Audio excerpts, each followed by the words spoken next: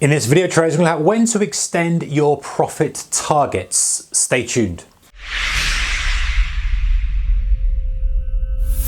Hey guys, warm welcome to you. All right, so you know the score. You're in the trade. You've got your profit target in. You decide, hey, I'm going to have a trade from here to here. I've got my stop. I've got my target in, and you kind of hit your target and you think, well, could I have extended it further? Or maybe sometimes you try to move your target further and it doesn't hit it. So is there a kind of pattern to look at? Is there some kind of thing that you can look and gauge whether you should be extending your target or not? So here's some ideas I've got for you. Let me know your thoughts in the comment section below as always. And if you aren't subscribed, make sure you are subscribed to the channel for loads of videos on trading, markets, etc. We all love the markets. We all love to trade.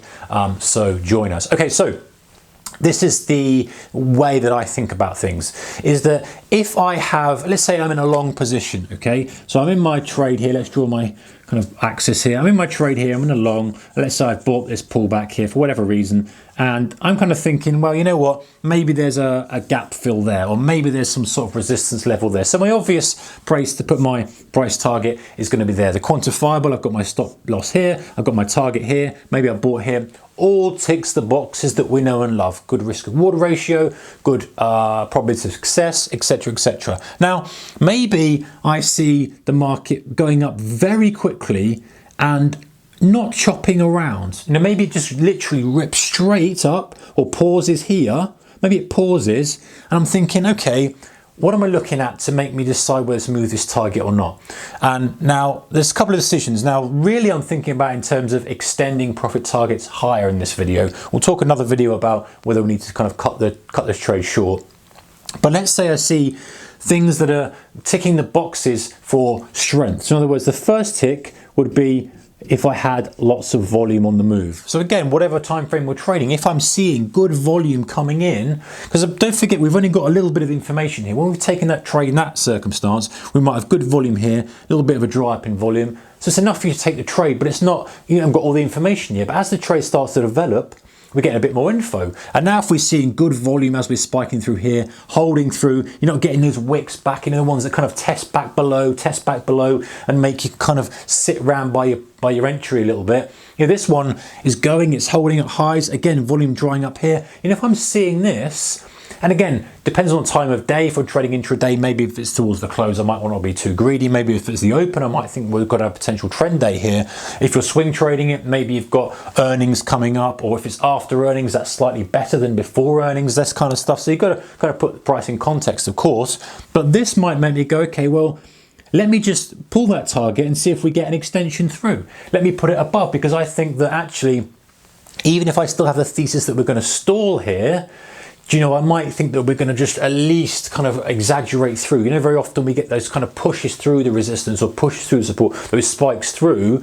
And yes, it could continue, but you've kind of got three things, haven't you, to think about. If that's a key level, is it going to stop at the key level? Is it going to just get just to it and kind of stop? That's a market that's just like puffing and just gets there.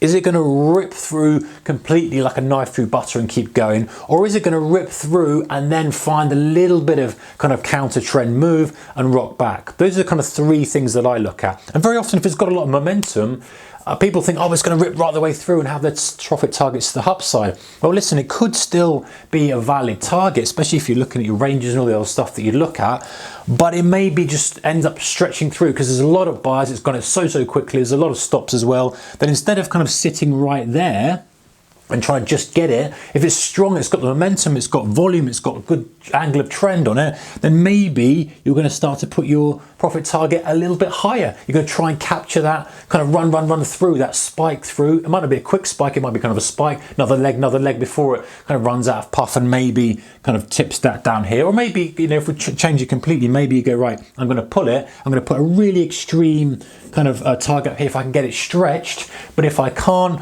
then, and it comes up here, then maybe I'll remove that and I'll just put a stop then where my target was. So you've got some flexibility. So volume is a big one. The next one we're looking for is speed. Okay, if the market is running quickly, it's not chopping around, it's not taking a long time to get to it, then momentum generally is pretty good. You've got some gauges of momentum, and that's one of them. And that maybe say, listen, I'm being a bit kind of cautious here. I need to be maybe make yourself be paid a bit more for being right on this momentum trade. So pulling the profit target maybe moving it up a little bit. Where's your next level of resistance? Or then again, just putting up for if you can catch that spike, and then looking again and reassessing on a re-entry. Or maybe you go, okay, listen, we've got all the attributes, we've got volume, we've got speed, we've got time of day, I've got position in trend, all this kind of other things that we look at. Maybe I'm going to run it. Maybe I'm going to pull that profit target and extend it to, I'm going to get closed at the end of the day, or I'm going to close at the end of the week, or whatever time frame you're trading. So that could be an extension of profit targets too. So volume, speed, those are a couple of things. How it acts when it gets to levels. So if it now gets to this level, rips through, kind of looks like it's, and then immediately gets a bid, then more signs of strength, and make sure that profit target keeps getting pushed up. Now you've got to be careful you don't get greedy. There's a fine line where you go, okay, I'm being greedy now. So, but we're still trying to capture this. But sometimes you can end up doubling your profit target purely because the dynamics of the market have shifted into so much more strength or so much more weakness if we're shorting. And it's like, well, that initially was my feel. I thought we were just going to get a little stretch up. It was a nice little move. I thought we might get a push to that yesterday's high or whatever it was, or the 52-week high or whatever range, higher the range. But hey, some evidence has come out. The volume, the speed after this, the way it's holding, the other markets, the correlations to say, you know what, this is a good trade to be in. Pull it, look for extended moves if you can catch that really quick kind of exhaustion, and if it still like pushes up just short of it but it's holding, then stretch it even more, stretch it. Play to what it's giving you at the hard right end of the chart.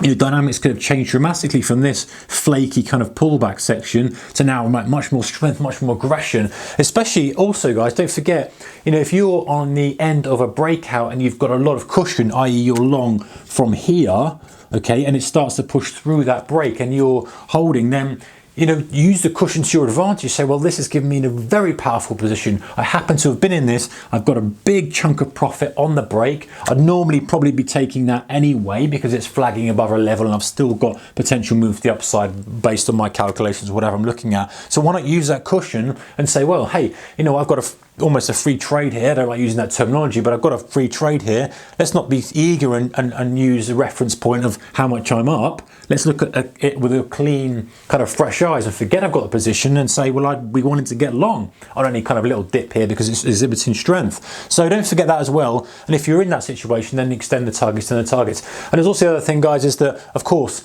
if you're nervous about doing this because the market's going to come back and if you cancel that target, of course, the worst case scenario for you is that you extend the target up, it comes up, tickles there and rolls back. Accept that beforehand. But the other way of doing it is if you're kind of not ready to kind of really start stretching out and dynamically adjust the target, is to say, you know what, I'll scale out. I'll keep that target there. I'll take half off of that level. I'll take a quarter off of that level. I'll take some off of that level and I'll extend it for some more. So there's some options there for you guys. But if you look and reassess and reevaluate what's happening during the trade, then it's very powerful. And you can kind of say, well, listen, this trade is really starting to develop into something meaty and I'm in it from a good level. Let's not waste it. Let's see what I can get out of it. So guys, that's extending your targets, when to extend your profit targets. Take care, keep your risk management, whatever you're doing. I'll see you in the next one. Goodbye.